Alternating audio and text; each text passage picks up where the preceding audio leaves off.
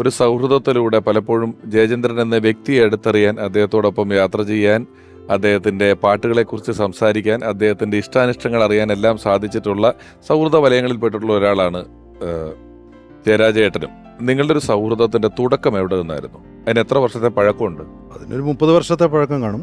ആ, അതായത് ഒരു ജയേട്ടനെ വളരെ ദൂരെ നിന്നാണ് ഞാൻ ആദ്യകാലത്തൊക്കെ കണ്ടത്. കുട്ടിയായിരിക്കുമ്പോൾ, എൻ്റെ കൗമാരകാലത്ത്, കോളേജ് കാലത്ത്, പിന്നീട് വലിയ വലിയ സംഗീത അരങ്ങുകളുടെ അണിയറയിൽ ഒക്കെ ഇങ്ങനെ ഒളിഞ്ഞു നിന്ന് കാണുക.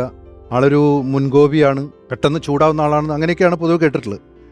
ഒരു ദിവസം എൻ്റെ ഒരു സുഹൃത്ത് സതീഷ് രാജൻ എന്ന് പറഞ്ഞ സ്നേഹിതൻ തൃശ്ശൂരിലൊരു വീട്ടിലിരിക്കുക, നമ്മുടെ ലോഹിദാസ് സുന്ദർദാസ് അവരുടെയൊക്കെ ഒരു ബന്ധുവീട് പൂങ്കുന്നം എന്ന് പറഞ്ഞ സ്ഥലം.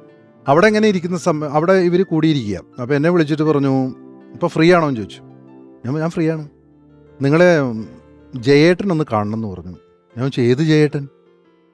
സാക്ഷാൽ ശ്രീ പി ജയചന്ദ്രൻ. ഞാൻ പറഞ്ഞു, അങ്ങനെ ഒരിക്കലും സാധ്യതയില്ലോ. അല്ല, അദ്ദേഹം ഒന്ന് കാണണം എന്ന് പറഞ്ഞു, ഉടനെ തന്നെ വരണമെന്ന് പറഞ്ഞു. ഞാൻ അങ്ങനെ ഒരു വീടിൻ്റെ അടുത്ത് നിന്ന് രാത്രി ഒരു 9 മണിക്ക് ശേഷം ഒരു ഓട്ടോറിക്ഷയ്ക്ക് പിടിച്ച് പൂങ്കുന്നത്തെ ഈ വീട്ടിലേക്ക് പോവാണ്. എനിക്കറിയാം വീട്. രാധാകൃഷ്ണൻ എന്നാണ് അദ്ദേഹത്തിൻ്റെ പേര്, മകൻ അങ്കു. അവിടെ ചെന്നപ്പോൾ ജയേട്ടൻ അവിടെ നിലാവ് പോലെ ഇങ്ങനെ ഇരിക്കുക.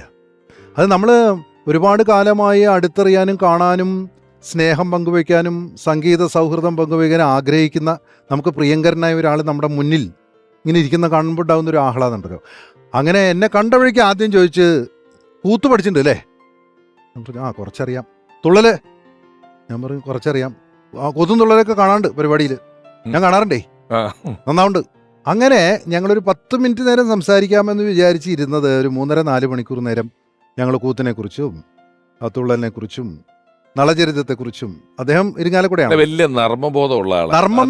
നർമ്മം ഒരു നമ്മൾ വിചാരിക്കാത്ത പ്രദേശങ്ങളിൽ നിന്ന് നർമ്മം കണ്ടെടുത്തുകയും ചിരിക്കുകയും അതിന് വളരെ മൃഗീയമായി നർമ്മം പറയും. അതായത് നിങ്ങൾക്കിത് വേദനിച്ചാൽ എനിക്കൊരു ചുക്കുമില്ല എന്നുള്ള പോലെയൊക്കെ ചിലപ്പം. അതിനൊരു വാക്കുണ്ട്, നിർഭയമായും നിർദ്ദയമായും. നിർദ്ദയ നർമ്മങ്ങളുടെ വക്താവും കൂടെയാണ്